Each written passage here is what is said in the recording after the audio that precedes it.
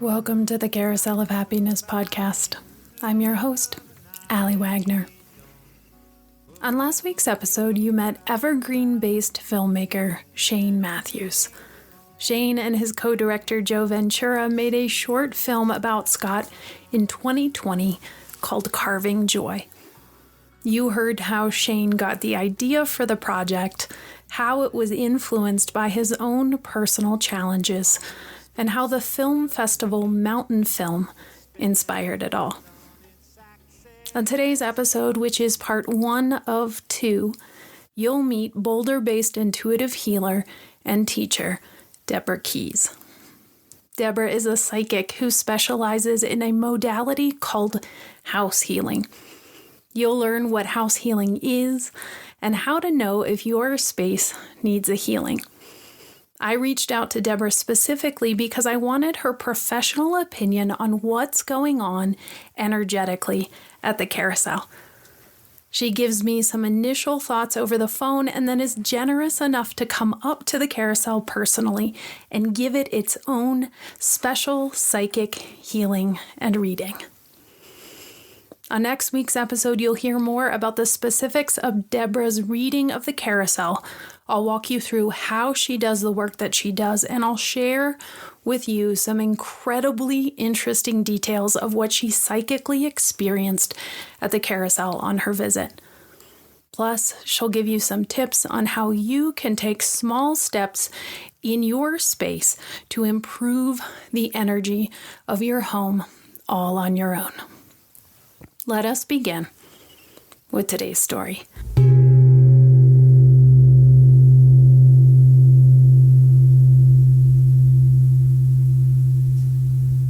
As a child, Deborah Keys was less interested in her Barbies than she was in decorating their Barbie dream house. She points this out to me when I ask her how long she's been doing space healing. Even as a young person, Deborah intuitively understood that Barbie's space and her environment around her was as important, if not more so, than her outfits or her relationships. While Deborah's interest in space healing started very young, she didn't practice her skills professionally until being introduced to feng shui in the early 2000s. At the time, she was going through a challenging time in her life and was really drawn to the idea that uplifting and redesigning her space could help improve her health, mood, and overall well-being. It was something she really needed at the time, and it paired nicely with her innate interest in the healing power of space around us.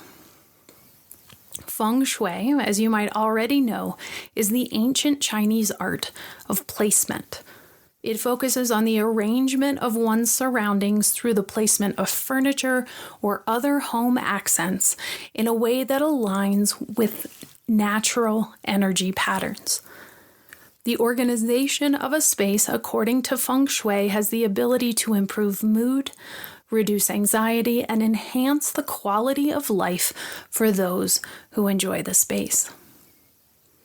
Deborah loved the idea that uplifting and redesigning spaces could change someone's spirit, so much so that she would go on to train with Feng Shui master Laura Lynn Baker and become a certified Black Sect Tibetan Buddhist Feng Shui healer in 2003.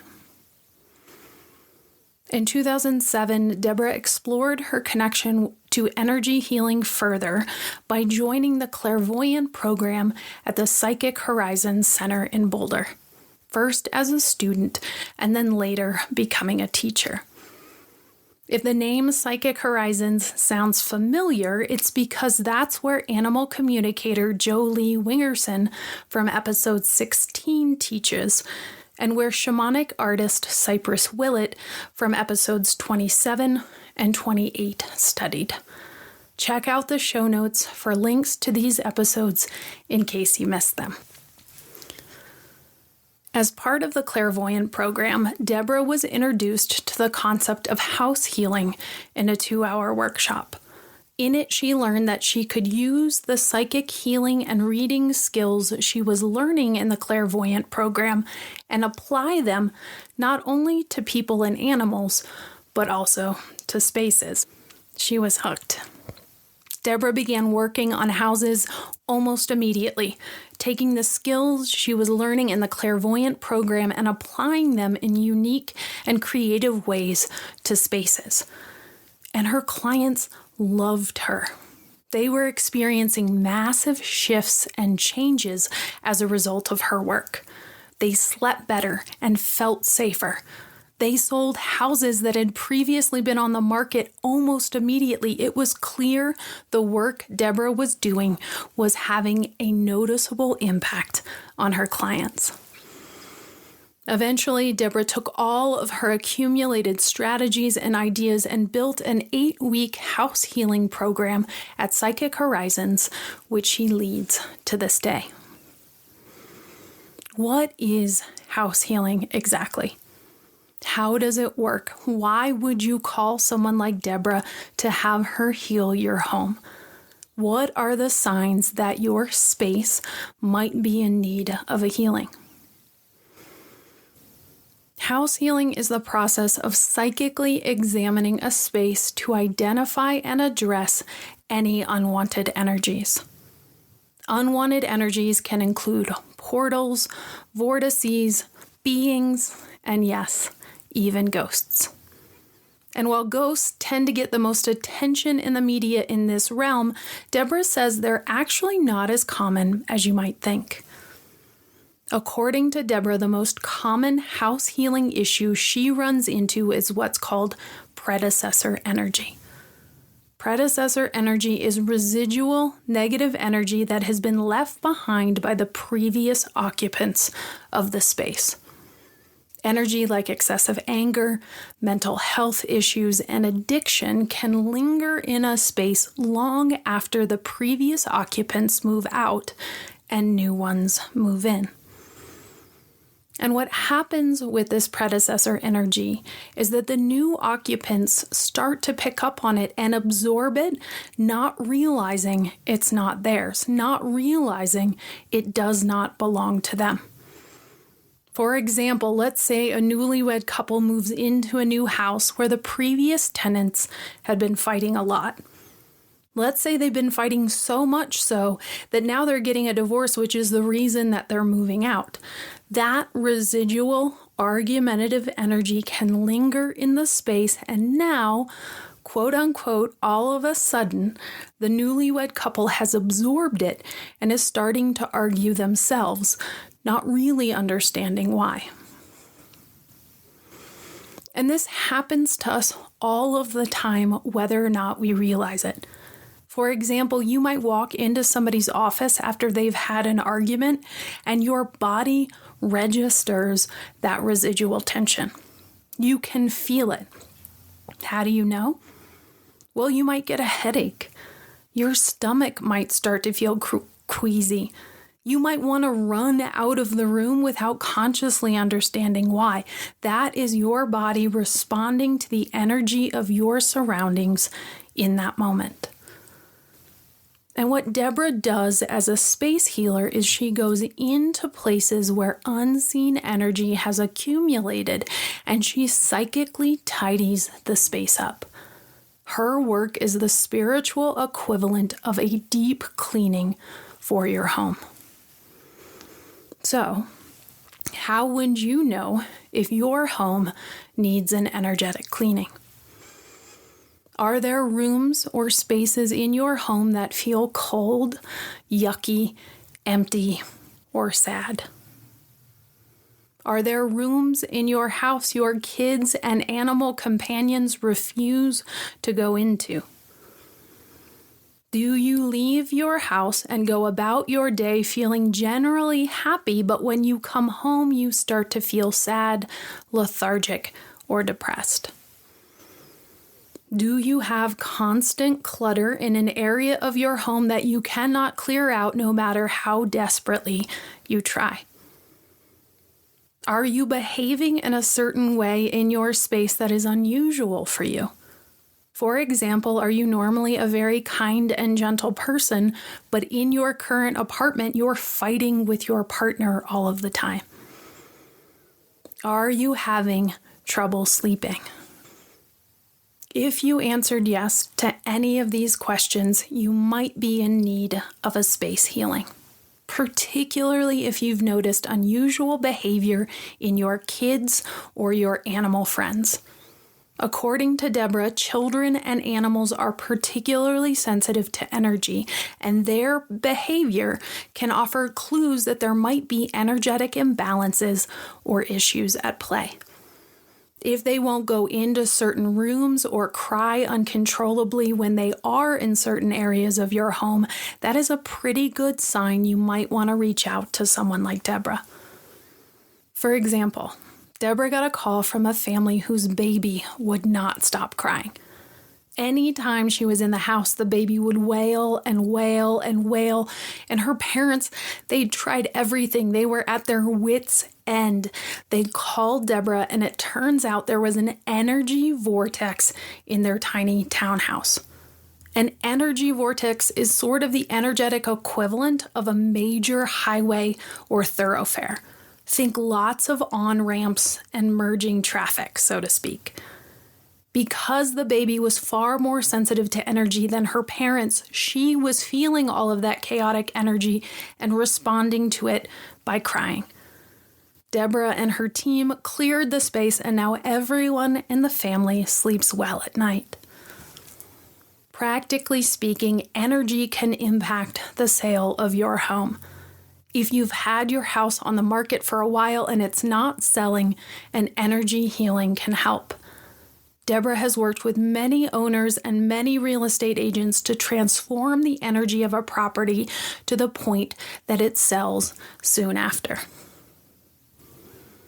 I reached out to Deborah specifically because I was curious about what she'd have to say about the psychic thumbprint of the Carousel of Happiness. I wanted to know from her perspective what was going on here on an energetic level and how our bodies could be registering this energetic experience. She was generous enough not only to share her professional opinion about what she thought might be going on, but she also surprised me by offering to come up to Netherlands and give the carousel its very own healing and reading.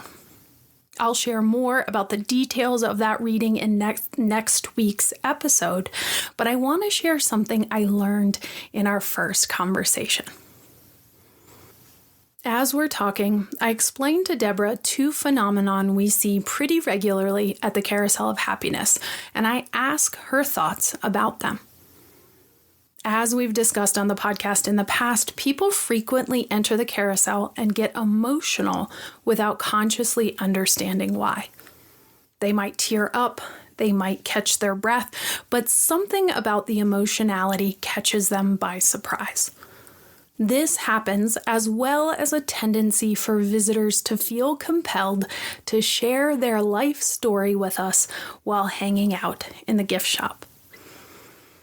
If you remember from one of our first episodes, I asked Dr. Philip Tedeschi from the Denver University School of Social Work what he thought about this behavior and how regularly it occurs at the carousel. What he said was that when visitors enter the carousel, their bodies recognize the space as safe and immediately shed accumulated energy they've been holding on to. Their bodies do this just a hair before their minds can catch up to them and tell them not to. That's why folks cry unexpectedly. It's because their bodies are releasing stored energy that up until that point feels like it isn't safe for them to release until that moment. The same thing is happening with visitors who feel compelled to share their personal stories with us. Pat can attest to this 100%. People feel compelled to share profound truths about themselves when they are here because their bodies register the carousel as a safe place to do that. They are essentially releasing pent-up energy in the form of stories about themselves. And Deborah agrees with these ideas, but she takes it just a step further. She maintains that Scott's pure intention to create a healing space and the way he imbued healing energy in almost every step of the process makes going into the Carousel house an actual healing itself. What does that mean? That means the extent to which you are open to the carousel and its ability to share its healing energy with you is the extent to which you actually receive an energetic healing from the carousel. That's right. The carousel can heal you energetically. You don't need to write it. You don't need to do anything. Simply being in the space and allowing your energy to be attuned to it is all you need to do. Whatever energy is not yours, whatever energy does not belong to you, whatever energy is not in line with your highest and best must dissolve away. Negative energy cannot coexist with the healing energy of the carousel. Deborah believes that the goal of every human being is to connect with divinity in some way. It doesn't matter your faith tradition, it doesn't matter how you do it. What matters is that you individually find a connection with something larger than yourself. In places of healing like churches, synagogues, and yes, even carousels, it is easier for human beings to find this divine connection. Put more bluntly, in places of healing, like the carousel, it is easier to hear God. However that looks and feels to you. We are getting into our slower season at the carousel. And you know how much I love, personally, a more mellow carousel experience. If you are in the area and you want to consciously experience the healing energy of the carousel, I invite you to come on in. Try on a different way of experiencing the space. Maybe take a spot on one of the benches and close your eyes. Maybe start to notice how your body feels. Maybe take a couple of deep breaths. Maybe become present with your current experience and invite the healing energy of the carousel into your body, into your heart, into your soul, and into your mind. Then watch. Pay attention, be curious, take notes if you want to, but know that this healing energy is 100% free. It is a gift of healing that, yes, originates from Scott Harrison, but has accumulated momentum and strength and power from every single human being who has walked through our doors over the course of the last 15 years. Every single employee, every single volunteer, every wide-eyed visitor, every laughing child, every veteran on Memorial Day.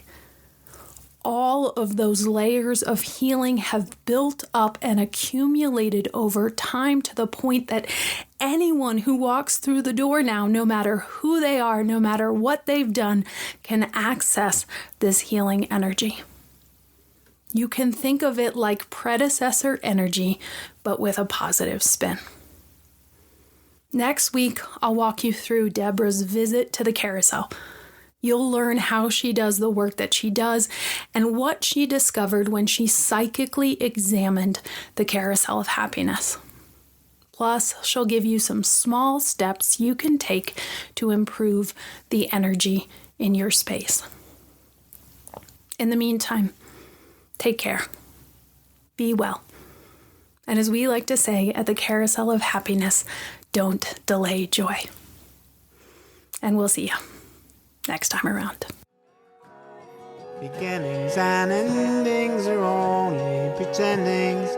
I'll see you next time around.